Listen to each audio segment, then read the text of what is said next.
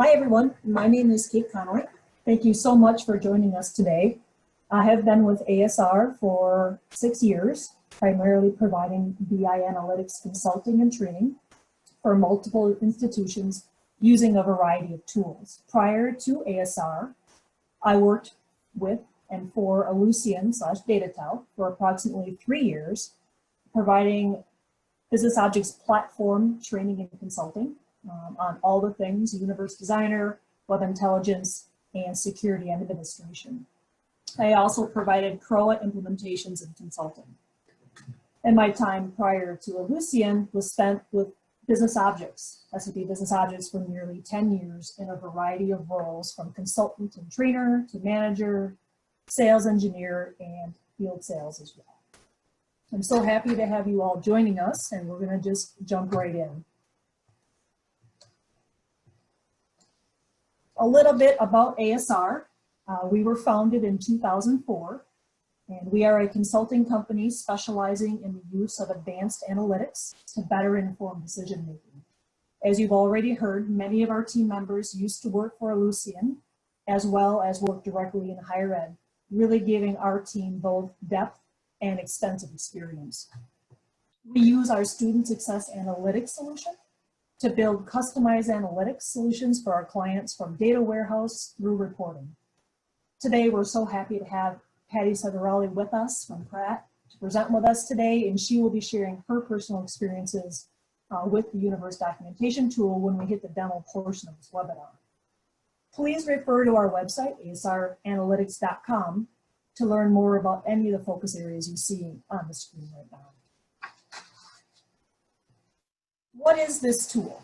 We have developed a software tool for the BusinessObjects platform that leverages its development toolkit and APIs. Our solution documents your environment's metadata, including your source database, tables, universes, reports, objects, and filters, and it stores it in both a database layer and a business layer for easy reporting by IT and end users. Essentially, a universe for your universes, your Web Intelligence documents, and your BusinessObjects platform. Maintaining your analytics solution is a critical component for its success and user adoption. It's not enough just to have tools in place. As your solution matures, you must continually monitor and improve it. No matter what stage you are in with your analytics solution, the time is right for strategic management of your reporting environment. If it's relatively new and in its infancy, it's a perfect time to start a management strategy. Putting this tool in place from the start will ensure that your environment doesn't grow out of control and become an unwieldy teenager. If your environment is mature, this tool can aid in cleaning it up where you may have thousands of reports in your environment, varying degrees of usefulness and timeliness, obsolete universes or objects, unused or no longer needed reports, lack of space, or preparation to move to a new server and really wanting that cleaned up environment first. Also, you might be preparing for a key end user who might be leaving and really need to get a full idea of their report inventory. You also need to consider the advantages for your user community. Are your users really clamoring for that data dictionary? I can't tell you the number of times myself and my colleagues have been asked for something like this when we're working on site or remotely with our clients. It's something that hasn't really existed in a very easily produced fashion until now. If your user adoption is sluggish because of the enormity of available objects across the universes, and if they're unsure of their definitions, they're unlikely to really adopt and want to use your reporting platform. Do you need to make a logic change on a reportable object? What's that impact? How many reports? How many users? It's really important to think about making this a part of your data governance strategy.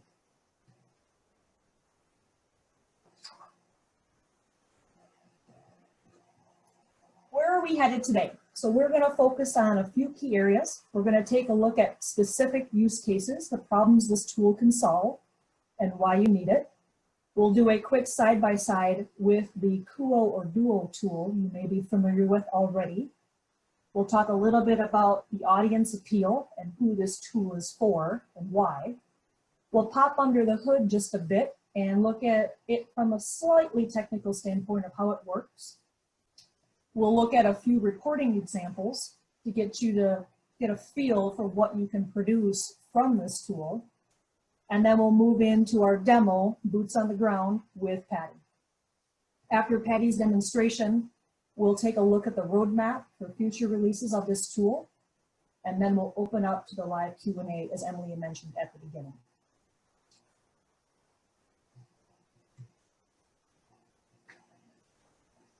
We have 5 main use cases that we think of when we talk about this tool.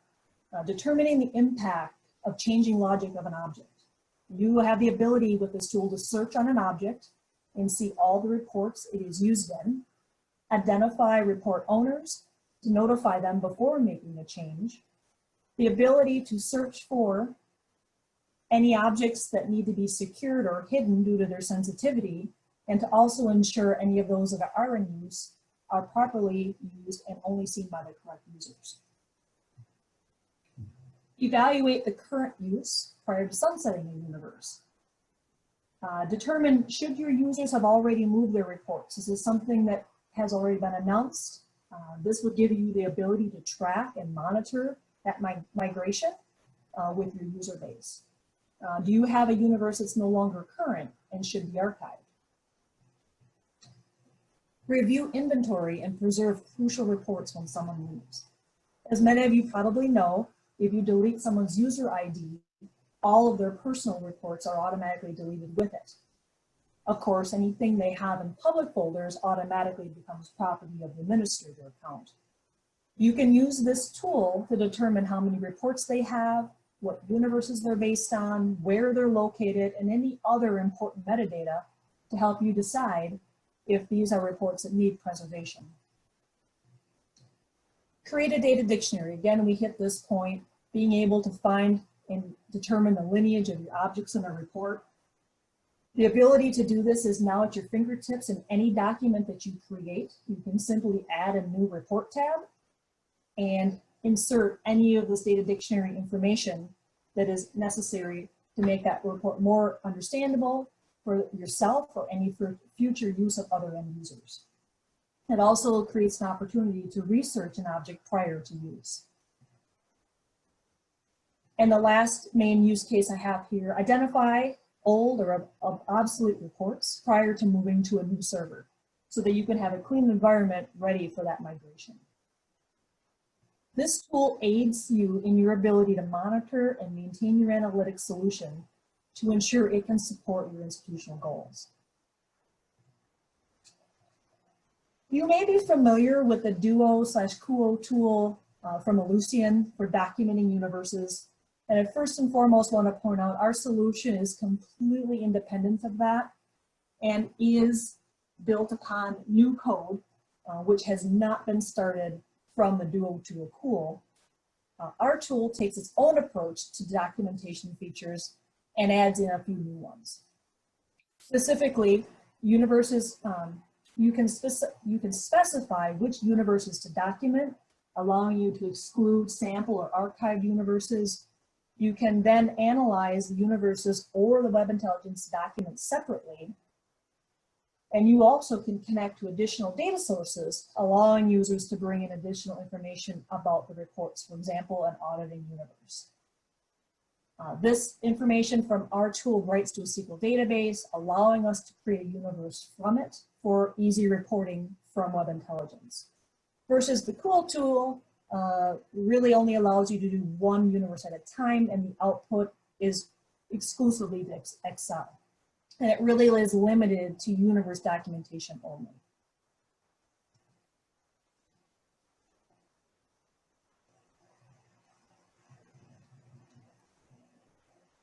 This tool really has a cross-audience appeal.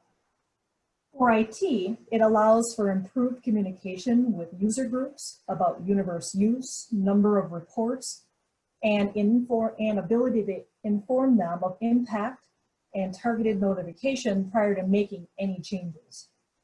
This provides your users with data lineage and insight into the report inventory without needing to go to IT with every one of their questions. But keep in mind, putting a tool in place is one thing, but it doesn't solve the problem on its own. It really takes people and process to communicate, plan, and proceed. This can also be an opportunity for change by providing additional awareness into your platform and your reporting system. The whole point of a business analytics environment is to make informed business decisions. But if your environment is a mess, it really cannot be effective. And again, this tool is not just to be used in isolation. As you can see from the use cases we discussed, it has broad appeal across a number of constituent areas and should really be used as a greater part of your data governance strategy.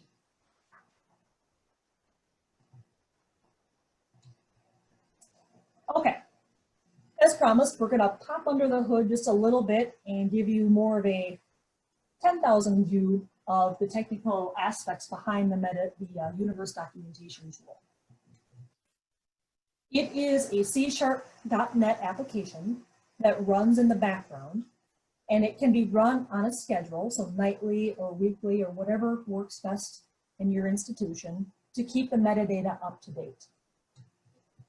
It uses the BI platform API to get a list of universes and universe folders.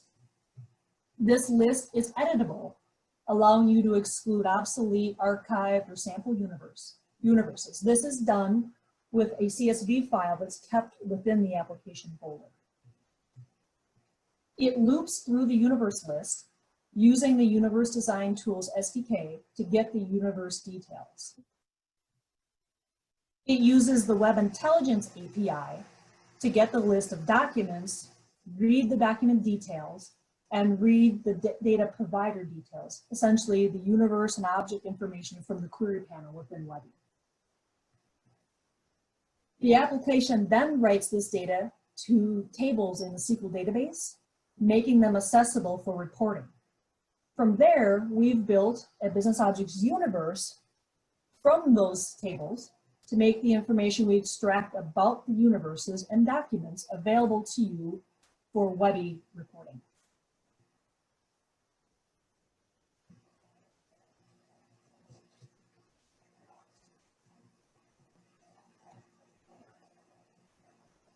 All the metadata is stored in a SQL database, and we have a universe created to report on this metadata in 3 broad categories: your Webby reports, your universes, and your BI platform itself. So what do you get with this tool or this solution? Number one, you get the application that actually documents the metadata across multiple universes, all Webby documents, and your BI platform. You get the universe itself, which you can then use to write your own reports and use it to continuously monitor your environment. And third, you get our services to configure the application and universe on your system, create the base reports customized to your needs, and we deliver any software updates as we enhance the tool down our roadmap.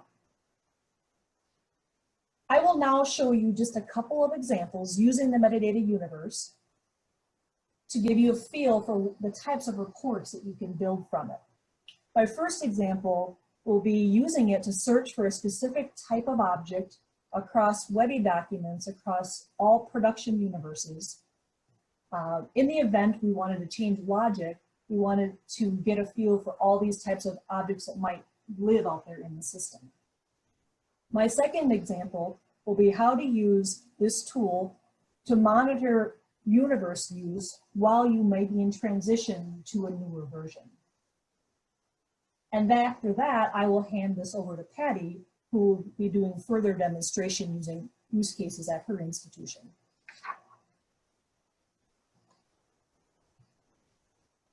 So my first example is something I'm calling the Webby report object search. This is showing you what the query might look like, where we're looking in this case across any of the universes that I may have documented for any object that is tied to age band. And you can see in this example, we have several. And we want to know, do these all have the same definition, descriptions, same source? Are some of these regulatory, and should we be protecting those definitions? Are those regulatory definitions different from our institutional ones? And should we be, conforming to those? This gives us a chance to really look at all of the different objects and how they're being used and how they may differ. This report could also be used in a different way to determine which users are able to see or use a secured object. The first report built from this query, showing you section by universe that use any variation of the object selected, and it contains additional metadata about each of those universes using any of these objects. So this just gives you more of a detailed idea of the universes behind the universe using these particular objects, the documents, where those documents are located, when they've been created, potentially the last author of those documents. So you can dig in a little further to really understand the impact maybe making a change to one or any of these objects may have. An additional report built with the same query takes things up a bit higher to a higher level and does more summary type reporting. And here we can see which universes are using these objects, how many different documents, how many different creators, and we can quickly see with the visualization which universes have the mass enormity of these objects included in them.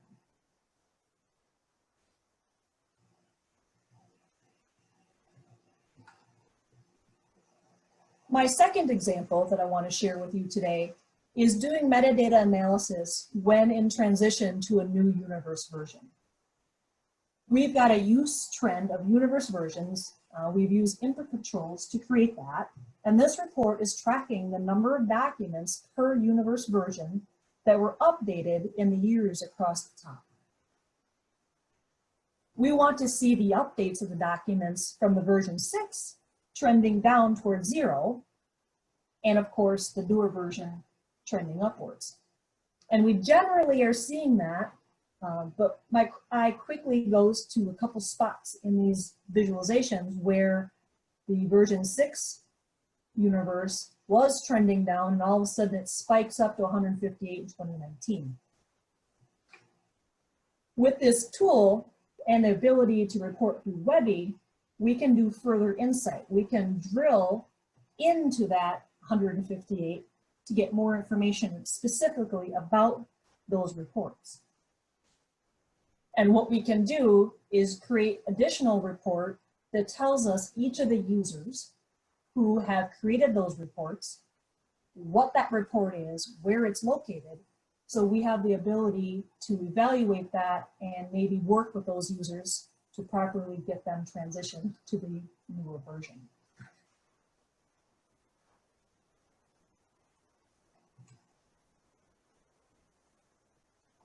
That is the end of my particular portion of this presentation, at least for now. I'm going to happily pass the baton over to Patty, and she is going to share her personal experiences with us. Thank you, Kate.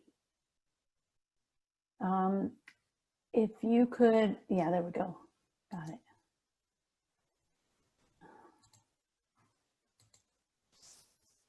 Okay, can everyone see my business object screen at this point? Yep. Okay, great. Thank you for the feedback. As I had stated at the beginning of this webinar, Pratt has been using business objects since 2007. In many ways, we were one of the very early adopters, and we've got a lot of expertise in certain areas as a result of that.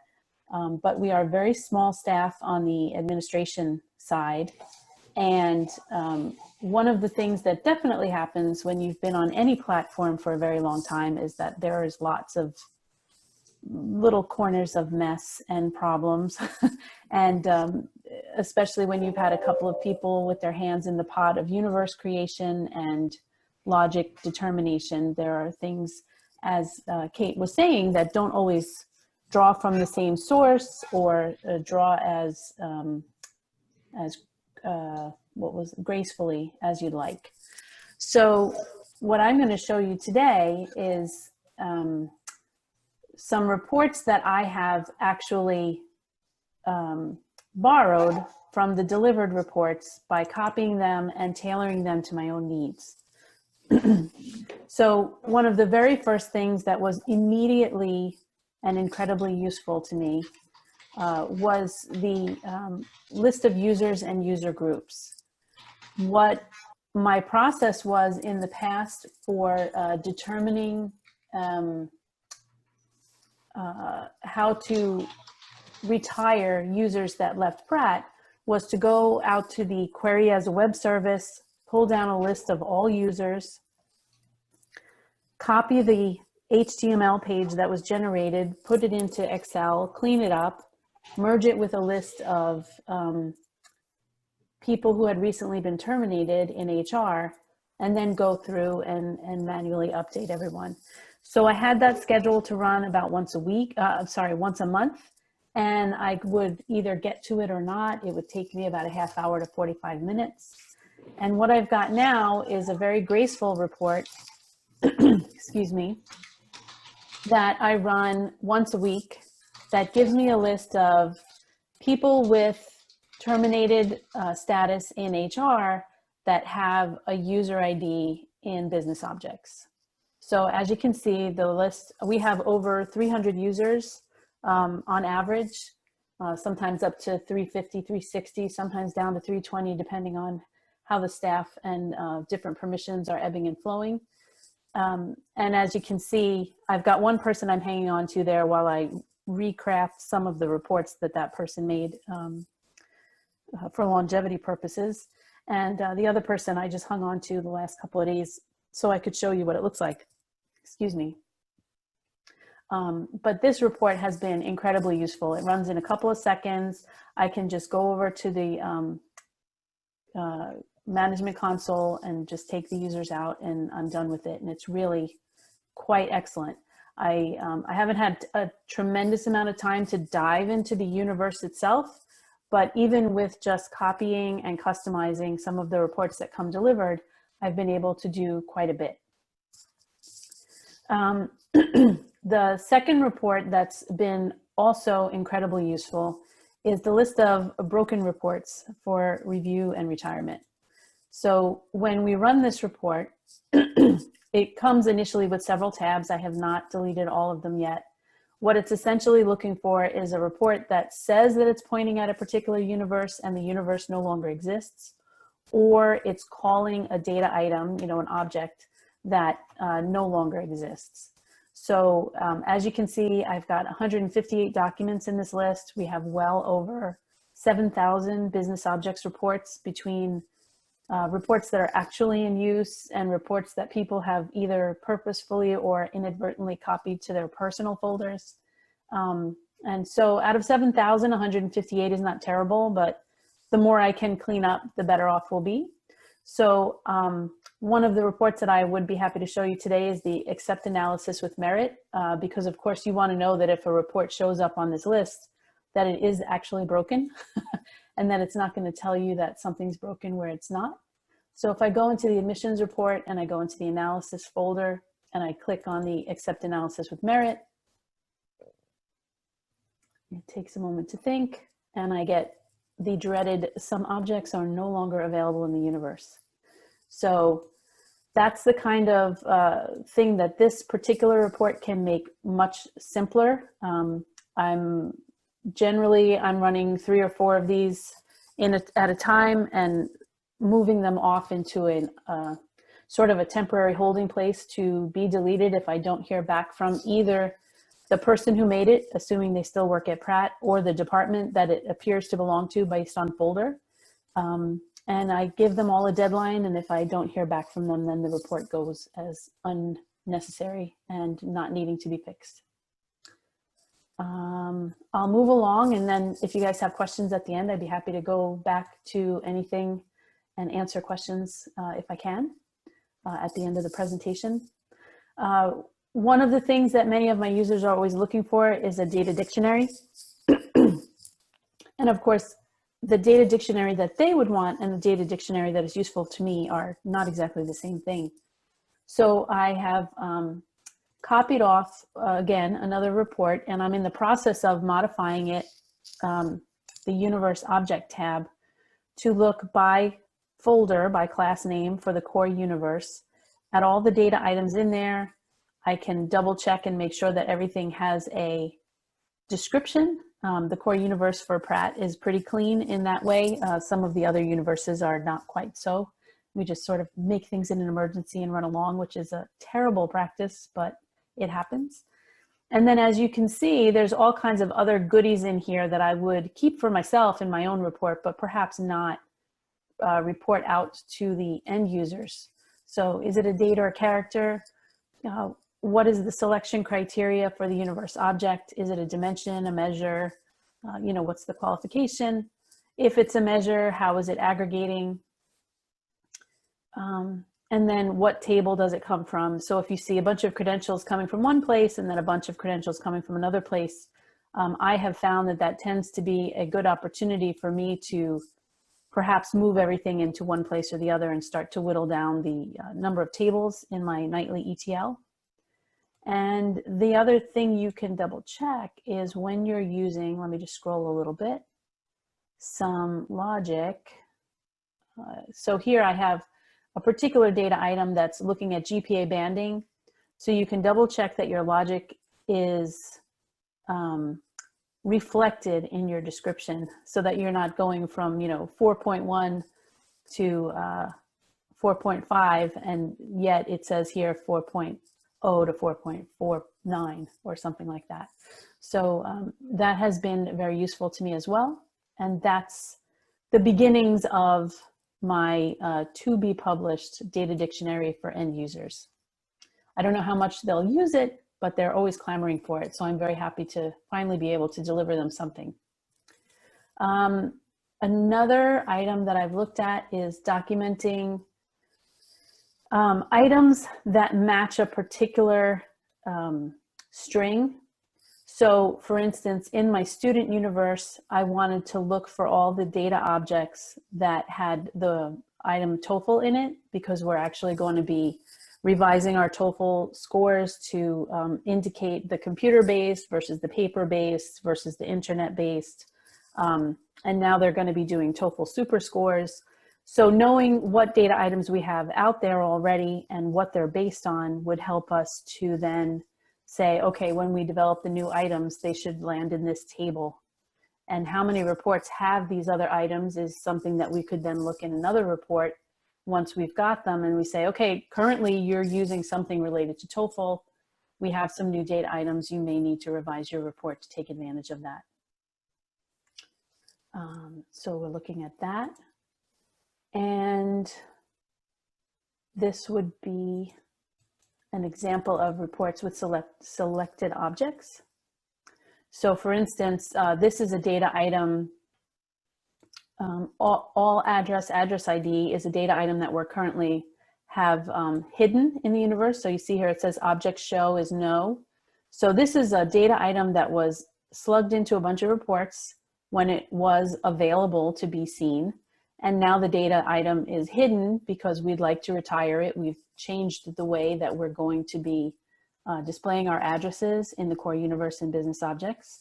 And so I wanted to see how many reports have that data item so that I can get them ready for retirement.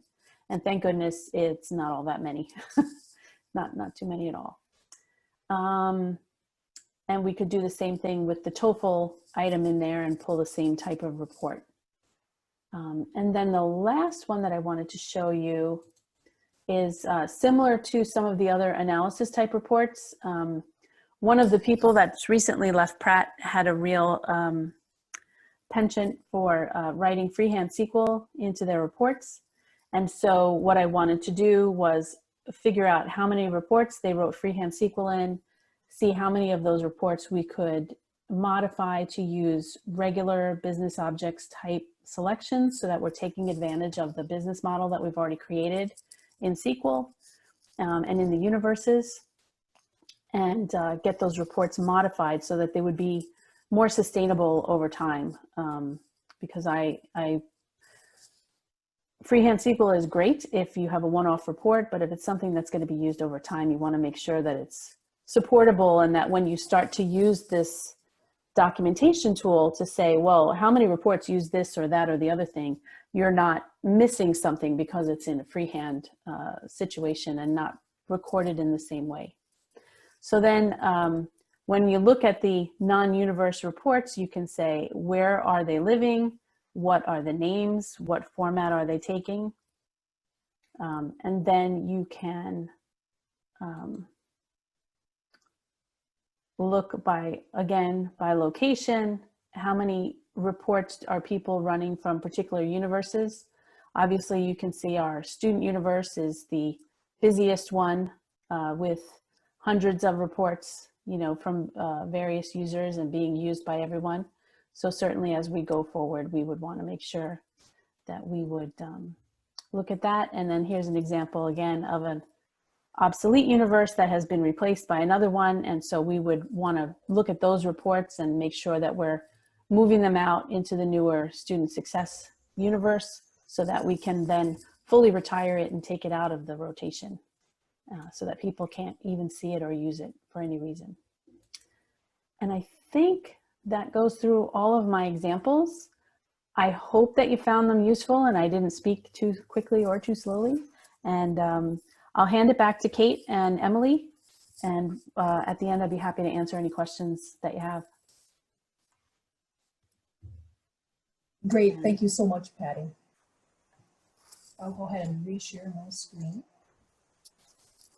And I just want to take a couple of minutes to discuss our roadmap for this tool. What's next? So yet this quarter, or before the end of this year, we are going to be adding data lineage, which would take you back to the data source colleague. We are also yet this year going to be adding in security documentation. That's actually in development right now. So that would include things like users, groups, access levels, and how they interact with connections, universes, and folders. First quarter of next year, we're hoping to add in supporting the .unix universes and the ability to write changes back to a universe, which was one of the sort of main features that was different when we looked at the side-by-side slide I had earlier.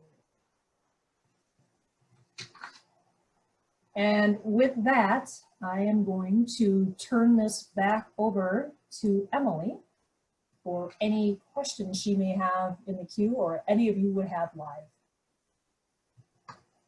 Thanks, Kate. We have not gotten any questions in the chat. So at this point, I'd like to invite anybody who does have a question to go ahead and raise their hand using the participants list.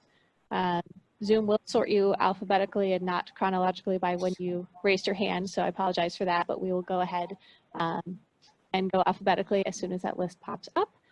So Steve, you could unmute people at this point so they will be able to talk when we address their question. We did just get one question in the chat asking what the list of delivered reports looks like and were all of the report examples that Patty showed based on what was delivered. So I'm going to let Heather answer that because I'm not entirely sure that answer. Yes, I think the list that Patty showed pretty well summarizes the list of deliverable reports. The one where she included the HR information, she did add that piece, the connection to the universe, but there was a report that listed all your users and groups and how the users and groups interacted. As we find new use cases, we're adding more delivered reports all the time. Yeah, Heather, and if I could just respond as well. With the HR user combo report, I actually had two queries, one from each universe, and then I joined them using merged objects. Yeah, that's great. I think that's one of the more interesting things about having the data available in a universe. Then you can join it to other data sources. We have some of the reports use information from the auditing database so that you can see when a report was last run and have that kind of information when you're deciding what to do with the report, if it's broken or needs to be moved. Great. Thank you, Heather and Patty, for answering that question. I do not see any hands raised at this point or any new questions from the chat. Oh, we got a new chat question. I speak too soon. The question is, do you have any clients with the Business Object Server on Ellucian hosted services?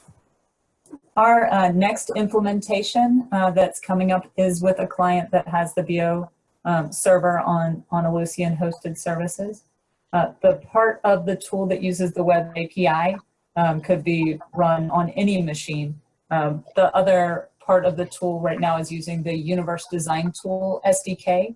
So it just needs to be run on a machine that has the Universe Design Tool. And then it needs to be able to write back to a database. So I don't feel like having the BO server hosted is going to be a limitation, but we are implementing that in the coming weeks, so we'll have experience with that shortly.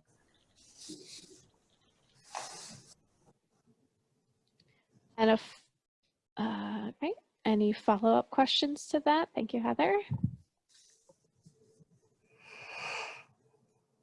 How long is a typical implementation? I'm trying to think, Patty, how long did it take us? Maybe a couple weeks? You know, since I want to say all told and trying the reports out and going back and forth on a few sort of mini hiccups. Yeah, maybe somewhere between a week and 10 days. I don't think it took much longer than that. But I know you guys were also doing some things in the background, so there may have been time that I was unaware of. It seemed so very quick to me.